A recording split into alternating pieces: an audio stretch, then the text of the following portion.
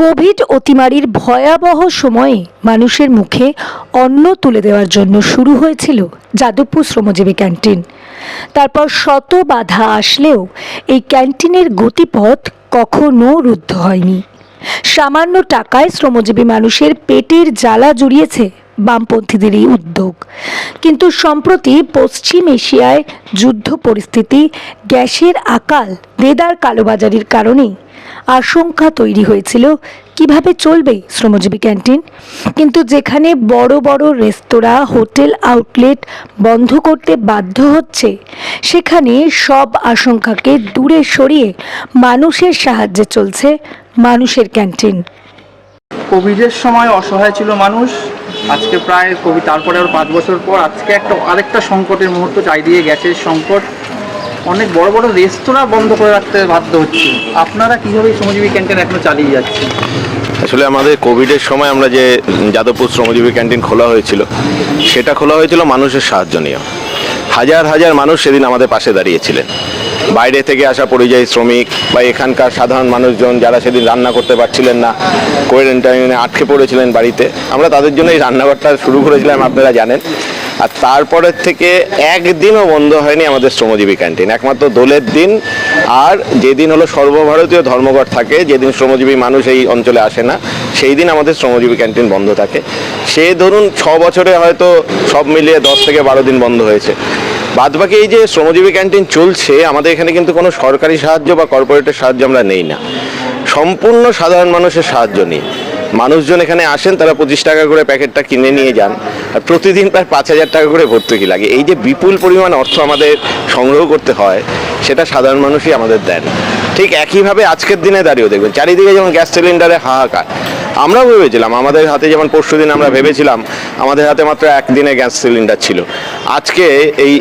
আজকের দিনটা আপনারা দেখবেন যে 2175তম দিন শ্রমজীবী ক্যান্টিনের, একটা বিশেষ দিন আমাদের ক্ষেত্রে।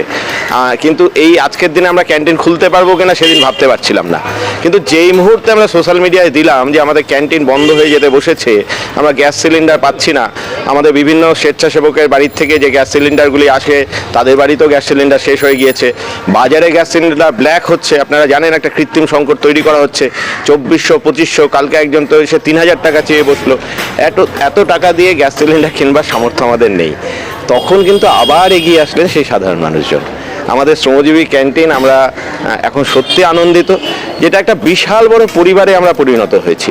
আপনারা জানেন না, কালকে আমাদের ওই সোশ্যাল মিডিয়া পোস্ট দেখে এবং তারপরে মিডিয়া যারা এসেছিলেন, কুয়েত থেকে ফোন করেছেন এক ব্যক্তি। তিনি বলছেন যে দাদা, আপনারা গ্যাস সিলিন্ডার যেখান থেকে জোগাড় করুন, যত টাকা লাগে আমি দেবো। এই যে মানুষের ভালোবাসা, এবং এই ভালোবাসাটাকে সঙ্গে নিয়ে আমাদের এই ভালোবাসা, যেই বাসাটাকে আমরা বলি যে আমাদের শ্রমজীবী ক্যান্টিন, সেই ক্যান্টিনকে আমরা সামনের দিকে এগিয়ে নিয়ে যেতে পারছি। আর সত্যি এই কটা দিন আমাদের খুব দুঃখ ও কষ্টের মধ্যে আমরা ছিলাম, যন্ত্রণার মধ্যে ছিলাম।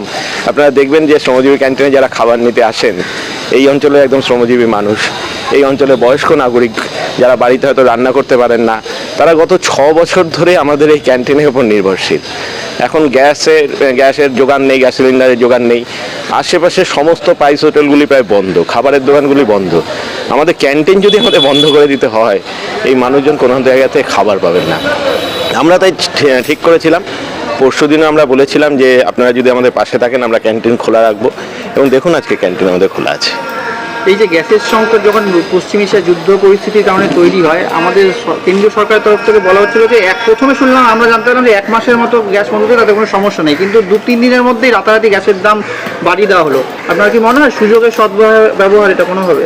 আসলে জানেন তো, আমাদের কেন্দ্রীয় সরকারে যে সরকার আছে বিজেপি, আমাদের দেশের সবচেয়ে কাছের দেশ ছিল মধ্য এশিয়ার দেশগুলি।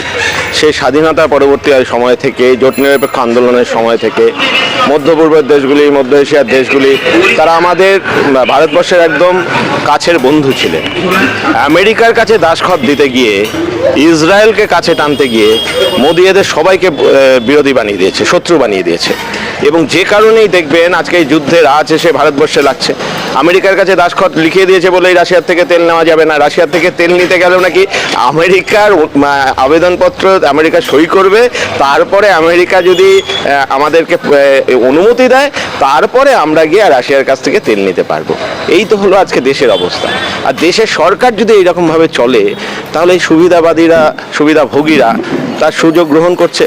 যে এই মুহূর্তে তারা বলছে যে আমরা তেল আনতে পারছি না, 1 মাসের মাত্র স্টক আছে, সাথে সাথে দেখবেন যে কালোবাজারির দল তারা বাজারে নেমে পড়েছে, যে গ্যাস সিলিন্ডার হঠাৎ করে দেশের সরকার 60 টাকা বাড়িয়ে দিল, আর সেই সুযোগে বাইরে কালোবাজারিরা সেই গ্যাস সিলিন্ডার 500 টাকা, 600 টাকা, 700 টাকা, 800 টাকা, যে যা পাচ্ছে সেই টাকাগুলো কালোবাজারি করছে। এই তো দেশের অবস্থা, কি বলবেন আর। তো এই সংকট যদি আরো কিছুদিন চলতে থাকে, যেভাবে এগোচ্ছে যেদিকে পরিস্থিতি, তাতে আপনাদের কি পরিকল্পনা? যে ব্যাকের গ্যাস কিনে কেনা দিনের পর দিন করাটা সম্ভব না, আপনাদের আলাদা কোনো পরিকল্পনা রয়েছে ক্যান্টিন চালিয়ে যাওয়ার জন্য? দেখুন, আমাদের এইখানে দেখতেই পাচ্ছেন যে ঘন বসতিপূর্ণ অঞ্চলে আমাদের এই ক্যান্টিন। এখানে কোনোভাবেই হলো উনুন জ্বালিয়ে, মানে কাঠের উনুন বলুন বা হলো কয়লার উনুন বলুন, তা জ্বালিয়ে রান্না করা সম্ভবপর নয়।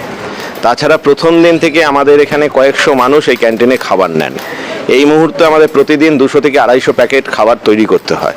আর আমাদের খাবারের সাথে দেখবেন অন্যান্য তথাকথিত সরকারি ক্যান্টিনের সমস্যা হলো যে পার্থক্য হলো যে তারা যে কোনো প্রকারে খাবার তৈরি করে মানুষকে তারা মানুষ বলে ভাবেন না, যেন তেন প্রকারানো সেই খাবারটা তারা মানুষকে পরিবেশন করেন। আমাদের এখানে তা হয় না।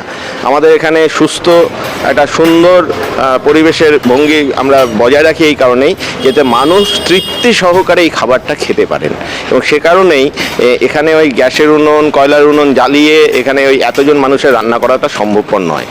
দ্বিতীয় কথা হলো যে অনেকে ইলেকট্রিক্যাল ইন্ডাকশন ওভেনের কথা বলছেন, তার যা কমার্শিয়াল ইলেকট্রিক্যাল ইন্ডাকশন ওভেনের যা দাম আমরা যা দেখলাম, সেই দাম এখন প্রায় 1.5 লক্ষ টাকা, কেউ বলছেন 1 লক্ষ টাকা।